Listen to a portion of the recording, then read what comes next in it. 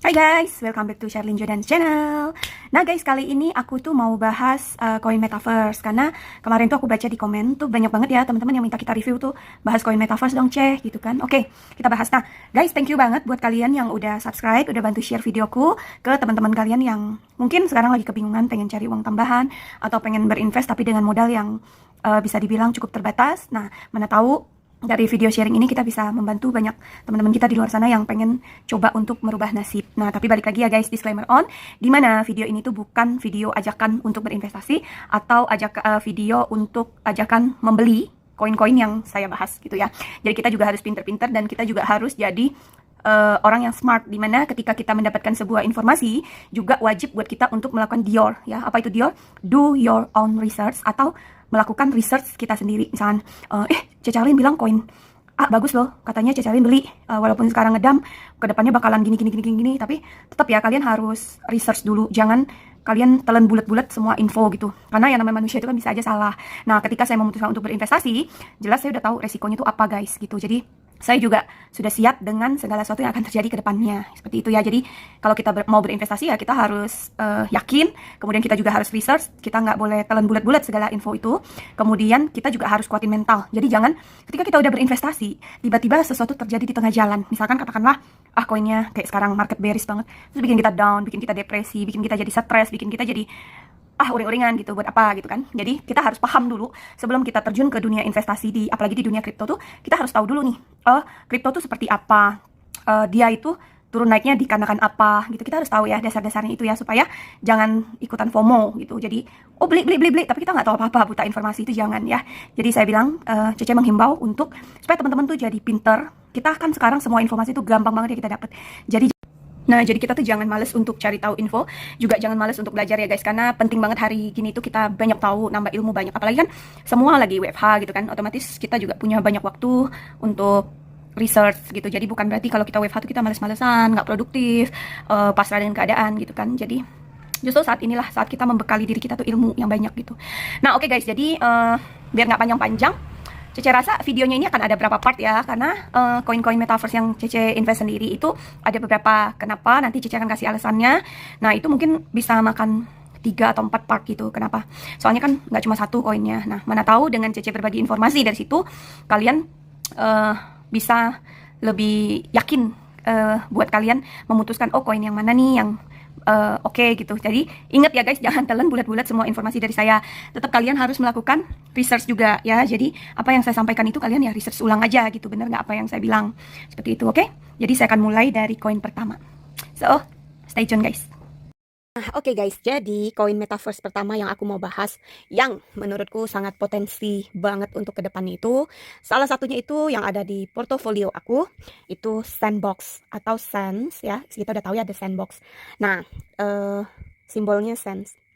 Nah, Sands ini sekarang itu berada di harga 44.000 guys. Jadi turun cukup banyak ya dari all time high terakhirnya, atau dari harga pencapaian tertingginya kemarin itu. Nah, ini aku buka di CoinGecko ya, karena aku lebih suka di CoinGecko karena lebih update dibanding CoinMarketCap. Walaupun sebenarnya kalau di CMC itu penjabaran datanya juga cukup jelas gitu kan, detail, tapi kurang update ya. Makanya agak males karena kadang-kadang infonya itu nggak cepet banget update. Nah, kalau di CoinGecko ini aku lihat mereka update-nya cepet banget. Oke, nah langsung aja kita masih ngelihat di market caps ini, si Sandbox ini atau si Sands itu volume 24 jam terakhir trading itu masih tinggi banget guys. Kalian bisa lihat tuh 13T ya, kalian lihat deh, 24 jam ya. Wow, luar biasa, berarti peminatnya banyak banget. Nah, satu lagi yang bikin saya suka itu di sini, itu adalah kalian tahu ya, kadang koin itu kan, kita mesti nunggu burn-nya, ini itu gitu kan, jadi take times banget. Nah, kalau di sini Sandbox itu max supply-nya itu 3 miliar koin. 3 miliar token, kalian bisa lihat di sini ya. 3 miliar token tuh dikit loh guys. Kalau kita tahu project-projectnya Sandbox ke depannya itu bagus banget ya. Jadi 3 miliar token ini nggak banyak ya, makanya harganya juga cepet naiknya. Nah, di sini kita bisa lihat tuh kontrak address-nya dibangun di atas blockchain-nya Ethereum. Nah, rata-rata kalau koin-koinnya Ethereum itu masa depan cerah ya. Nggak tahu kenapa. Karena memang mungkin Ethereum itu trusted blockchain-nya. Jadi juga ketat. Nah, itu mungkin salah satu alasan yang bikin setiap koin yang menggunakan blockchain-nya Ether itu performance-nya bagus gitu ya. Oke, kita lihat lagi ke depan. Aku nggak usah bacain chart ya, karena sekarang market juga lagi bearish banget. Jadi aku akan langsung kasih lihat kalian itu. Di sini, bentar. Mana dia tadi? Oke, di sini nih guys, kalian bisa lihat nih. Tada, setahun lalu 2020, setahun lebih lalu ya, harganya itu cuma 418 perak guys, 419 perak lah, karena udah 0,71 ya, pembulatan ke atas. Wow. Terus itu lahirnya ya 418 perak. Terus kalian bisa lihat all time high ini adalah pencapaian harga tertinggi 3 bulan lalu, yaitu November tanggal 25 2021. Berapa bulan lalu? 3 bulan lalu. Itu harganya dong, kalian bisa lihat guys.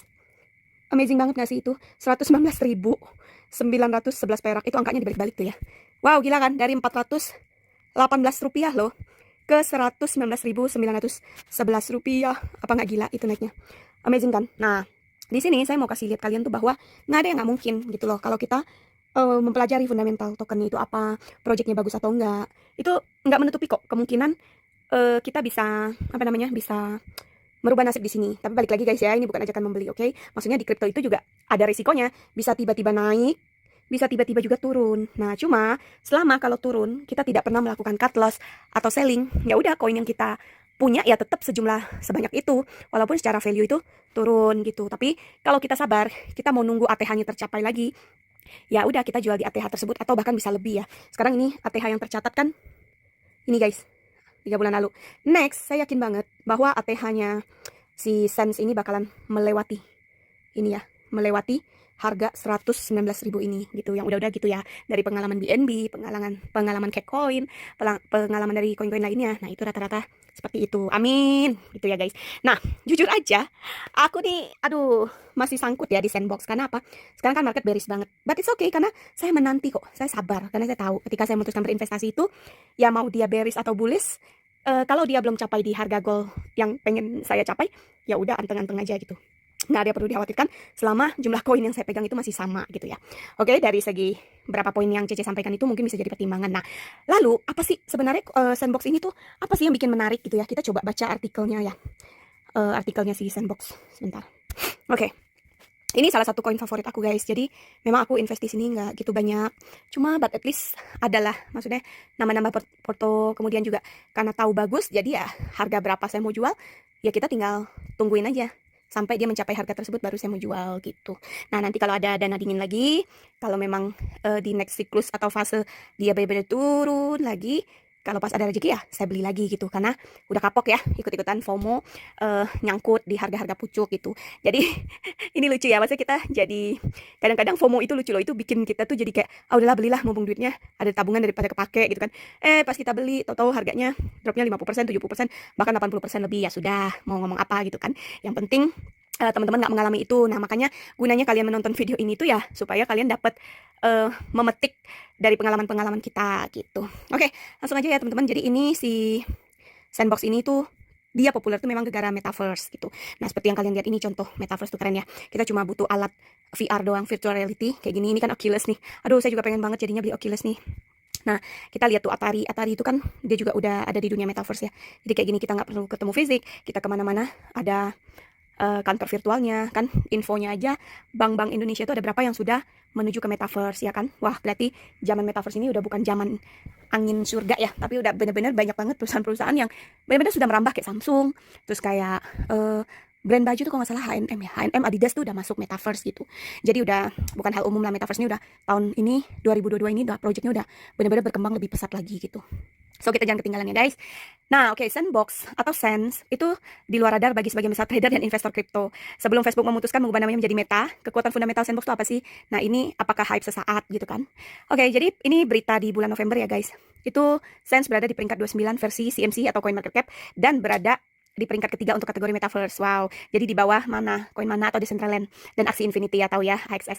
Nilai pasar Sense itu cukup memukau di kisaran setara 105T guys. Bayangin penguatannya itu 99,7% selama sepekan terakhir waktu itu ya, di harga 117.000. Nah, ini yang tadi kita buka ya. Oke, terus aku akan langsung skip aja yang poin-poin pentingnya, nggak pentingnya ya. Oke, kenaikan harga Sandbox itu meningkatnya karena popularitasnya di pasar kripto dikait-kaitkan dengan istilah metaverse yang sedang naik daun. Nah, ini udah pasti lah ya guys. Terus ini cukup beralasan karena game yang interaktif plus avatar pengguna adalah satu unsur terpenting di dunia reality virtual baru ini. Jadi produk terpenting dari Sandbox adalah game virtual ya. Jadi banyak game-game virtual yang berbentuk 3D gitu kan, yang bagi sebagian besar itu udah umum dan lazim. Cuma di dunia metaverse ini usungan ini tuh si Sense ini menggabungkan blockchain, kripto, dan NFT ya dalam satu tempat. Gila ya, hebat projectnya. Ia pun membuka bagi siapa saja yang ingin bergabung. Wow. Kemudian di dalam Metaverse Sandbox pula, pengguna kripto itu adalah keharusan sebagai unsur ekonomi. Oke, jadi CoinSense itu dipakai banget ya di dunia Metaverse-nya Sandbox. Setidaknya dalam urusan jual beli tanah virtual. Nah, ini virtual land itu mereka wajib pakai Sense belinya gitu. Pakai token Sense maksudnya. Nah, Metaverse itu apa? Kalian udah tahu lah ya Metaverse ya. Jadi Metaverse itu adalah dunia virtual ya, dunia virtual reality di internet. Jadi yang bervisual 3 dimensi yang mensimulasikan dunia nyatanya manusia. Jadi apa yang ada di dunia nyata itu juga ada di dunia 3 dimensi itu atau virtual reality itu guys gitu. Jadi para pengguna kita-kita ini dan penghuninya itu bisa menampilkan wujud avatar kita gitu loh, baik yang identik ataupun menyerupai wajah asli kita kayak gitu. Nah, istilah virtual reality jauh dikenal sejak tahun 1980-an. Kalian wajib juga deh nonton film ini nih. Judulnya Snow Crash tahun 92. Kalian coba aja cari, itu bagus filmnya ya. Peluang pasarnya crypto metaverse sendiri juga besar ya. Jadi makanya si Grayscale itu memperkirakan nilainya bisa meningkat menjadi US dollar 1 triliun secara tahunan. Gila ya. Itu duit 1 dolar loh guys, bukan 1 T rupiah. Oke, jadi Metaverse itu merupakan poros penting untuk mempercepat Web 2.0 termasuk kripto yang layak terus diikutin. Mantep. Jadi kita jangan pernah ketinggalan setiap berita di sini, oke? Nah, dari situlah hal-hal yang membuat saya juga menjadi lebih yakin kenapa saya memutuskan untuk memasukkan si Sense Box ini atau Sense ke dalam salah satu portoku. Nah, terus selanjutnya koin kedua yang ada di porto juga yang wajib juga menurutku koin Metaverse itu adalah Decentraland atau Mana. Nah, ini juga menurutku oke banget. Decentraland atau Mana ini seperti yang kita tahu. Wah, si Decentraland atau Mana ini tuh bener-bener hype banget di virtual landnya mereka ya. Jadi gila sih tanah-tanah virtual mereka tuh mehong banget guys. Ini juga sama dibangun di atas blockchainnya Ethereum ya. Nah, dan di sini maksimal supply koinnya itu lebih dikit lagi 2 miliar 193 juta 831.627 koin ya, lebih dikit lagi dibanding si Sandbox tadi. Jadi dikit banget. Kemudian kita juga bisa lihat di sini untuk 20 trading volume 24 jamnya itu di 16 triliun guys. Gila, gede banget gak sih? Makanya ini salah satu koin favoritku yang saya simpen. Ya udahlah, mau dia turun mau dia apa ya udah tetap, karena ujung-ujungnya saya juga masih nyangkut guys di sini. Tapi itulah kripto ya, kalau kita nggak nyangkut tuh kayaknya ada yang kurang gitu. Jadi kita harus nyangkut dulu baru kita paham flow-nya nanti itu seperti ini gitu. Jadi kalau di kripto itu pas lagi bearish, ya udah kita ketawa aja, senyum-senyum aja, nggak usah dibuka aplikasi exchangernya ya. Jadi kita udah tahu nih angin-angin surga udah nyamperin, nah baru kita buka tuh exchanger gitu ya. Oke, nah jadi lanjut lagi si Mana ini kita bisa lihat di sini ya. Ini juga sama loh, kalian bisa lihat nih harganya 4 tahun lalu. 4 tahun lalu tuh harganya cuma Rp125. Bayangin ya guys, kayak sekarang kita beli Shiba Inu di harga belum nyampe 1 perak kan, 0,3 atau 0,4 rupiah. Diamin aja nih 4 tahun gitu, udah jadi berapa dana kita gitu. Daripada kita diamin duit di ATM yang ada diambil kepake gitu. Ya udah kita beranikan diri untuk berinvestasi dan melakukan Dior ya. Maksudnya jangan pakai uang panas, karena seperti yang aku jelaskan berkali-kali, do your own research dan pakai selalu uang dingin gitu. Oke, nah sekarang harganya berapa? Kalian bisa lihat all time high-nya itu 83.590 perak. Jadi dari harga Rp125 ini pernah naik ke 83.590 sekian. Nah sekarang harganya berapa? Harganya ini ya guys, kalian bisa lihat nih harganya. Ntar aku coret. Ini harganya nih 36.711 perak. Jadi di waktu itu kalau nggak salah saya beli di harga 40-an ribu deh. Jadi masih nyangkut dikit ya. That is okay, karena ini koinnya bagus. Jadi ya nyantai-nyantai aja kita. Nggak usah dibawa stres ya guys. Nah ini juga marketnya kalian udah bisa lihat ada di currency.com, Upbit, DigiFinex, Binance, Get.io gitu ya. Jadi di sini semua lengkap. Crypto.com Exchange ini masih sponsor ya. Nah oke, saya akan bacakan kenapa sih Cece memasukkan salah satu koin Metaverse ini, si Mana ini ke dalam porto. Nah di sini saya akan tunjukkan ke kalian kenapa saya mau si Mana ada di dalam portofolio investasi kripto saya, karena kalian bisa baca di sini. Cuma daripada kalian baca lama, saya bacain aja yang penting-pentingnya. Nah, si pasar kripto ini kan memang berbasis teknologi blockchain, mengalami perkembangan pesat ya kan dari sejak dimulainya Bitcoin. Nah, salah satunya ini ya Decentraland ini guys. Proyek cryptocurrency dengan utilitas unik sebagai perangkat lunak atau software yang dibangun di atas jaringan Ether. Kalian udah tahu ya, tadi aku udah jelasin. Kemudian mewakili komunitas pengguna global yang berbagi dunia virtual, balik lagi Metaverse. Nah, si Mana ini digambarkan sebagai sebuah platform realitas Decentraland-nya ya, atau virtual reality VR yang didukung oleh Mana tokennya yang berjenis ERC20, itu jaringannya Ether yang digunakan sebagai mata uang asli ekosistem. Nah, itu maksudnya apa? Jadi maksudnya gini guys, si token Mana ini tuh akan jadi koin utilitas yang dipakai untuk beli virtual land, untuk main game, untuk beli apa, itu mereka wajib pakai Mana token gitu. Jadi itu tokennya pasti kepake gitu. Sedangkan LAN adalah token ERC721 yang merupakan jenis NFT-nya ya, alias tidak dapat dipertukarkan, jadi NFT aja. Nah, kepemilikan LAN oleh pengguna akan mewakili kepemilikan dari dunia Decentraland, guys. Untuk menyelam lebih dalam, berikut ini review Decentraland atau Mana yang akan memberikan gambaran lebih jelas tentang proyek Decentraland tersebut, di prospek koin kripto Mana dan prediksi harga Decentraland di 2022. Nah, jadi aku akan langsung aja. Decentraland itu apa sih? Decentraland itu didirikan oleh Esteban Ordano dan Ariel Melix pada tahun 2017. Seiring dengan peluncuran situs resmi mereka, Decentraland di-host di jaringan Ether yang mewakili ekosistem virtual reality ini tadi aku udah ya. Itu nggak punya otoritas pusat ya, dan seluruh ekosistem VR itu dioperasikan sekaligus diatur oleh pengguna Decentraland sepenuhnya. Jadi dunia ini juga berfungsi sebagai ekosistemnya VR alternatif yang memungkinkan kita sebagai pengguna untuk membeli dan menjual properti virtual land dan real estate, bermain games, dan menggunakan land mereka untuk apapun selama fitur jaringan mengizinkannya. Pengguna juga bisa saling berkomunikasi, bayangin guys. Jadi kita sebagai pengguna tuh, kita bisa berkomunikasi, memonetisasi, mengontrol, dan mengembangkan metaverse Decentraland untuk meniru realitas yang ada di lingkungan digital. Gila ya, proyeknya bagus banget ini. Jadi nggak salah kalau kita memutuskan memiliki si Mana ini guys. Nah, sementara itu ada dua token berbeda yang digunakan dalam operasi dan tata kelola metaverse Decentraland, yakni LAN dan Mana. Mana itu adalah token asli ya dari sistem yang digunakan untuk membeli aset virtual. Nah, seperti yang tadi aku jelasin, jadi kalau kita mau beli real estate-nya, mau beli virtual land-nya, kita bayar pakai Mana coin atau token yang dikembangkan dan dijual oleh pengguna Decentraland. Mana juga digunakan dalam tata kelola sistem, sedangkan LAN adalah token yang mewakili kepemilikan parsel metaverse di dalam ekosistem Decentraland.